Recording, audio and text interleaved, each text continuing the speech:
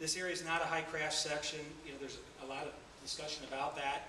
From 2006 to 2010, only 3 accidents have occurred in front of the Kriegers market. And in 2009, the entranceway in front of the Kriegers market was reconfigured so that it was in only, you can't go out there. And since that time in 2009, there have been no accidents in front of Kriegers markets. So, if the road widening proceeds as planned, Kriegers Market will suffer a loss of either 19 or 20 spaces in that front lot. That's clear. And Wade Trim has, in the packet I gave to you, drawings showing the impact on that parking. It makes sense. 12 feet in, you're going to cut into the whole frontage, and all those spaces are going to be taken away. And the engineers can prove that, and have. The mayor's latest drawing that he sent out, it contains a number of inaccuracies. I don't know who prepared that. It's not stamped. I don't know if it was Arcadis or the city engineer, but it's not reliable.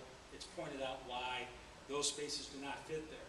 When the mayor says you're not losing any spaces, that's wrong. What they're doing is they're taking the front spaces away, and then they're forcing a relocation of those spaces by the creation of new spaces on the west side, on a separately deeded parcel. And so it's beyond dispute. Those frontage spaces are being taken, and they're being cut down from 10 feet to 9 feet, so that people who go in there, mothers, elderly, people with shopping carts, you know, the custom in the industry is 10 feet wide spaces for a shopping center.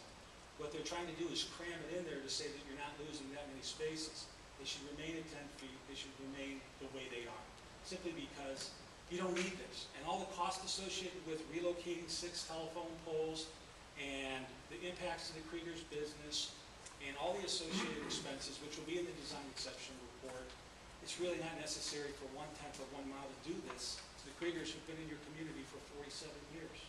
Thank you. The status of this project is at the level of preliminary engineering.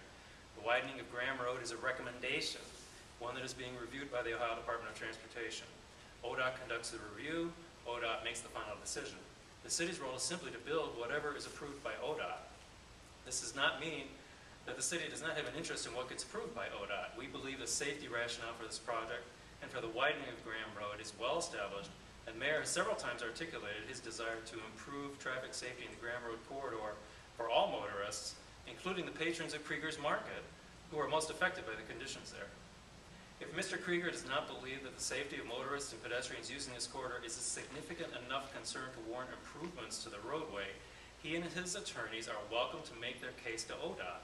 And in fact, the materials you received last week, in those materials, Mr. Krieger's engineers announced that they are doing precisely that. The city does not control how ODOT will analyze the information submitted to them, and the city does not control the outcome of the decision process, and neither does this council. And there's nobody here in this room, as far as I know, from ODOT tonight.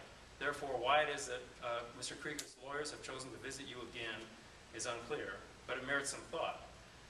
The manner in which Mr. Krieger stripes his parking lot is also something that neither the city nor this council controls. Mr. Krieger stripes his parking lot the way he wants to now, and after the Graham Road project is over, he will stripe his parking lot the way he wants to then.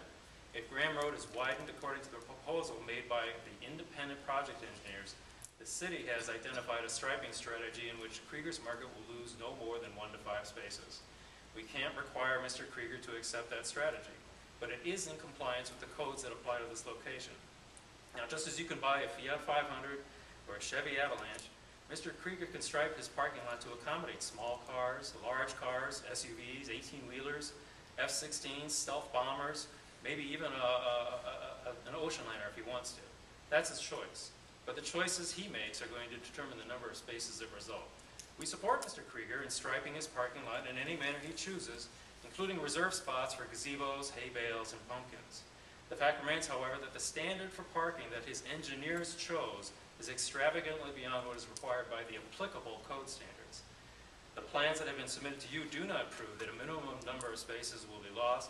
They do not quantify the impact of the proposed road widening. They are simply a reflection of Mr. Krieger's choices.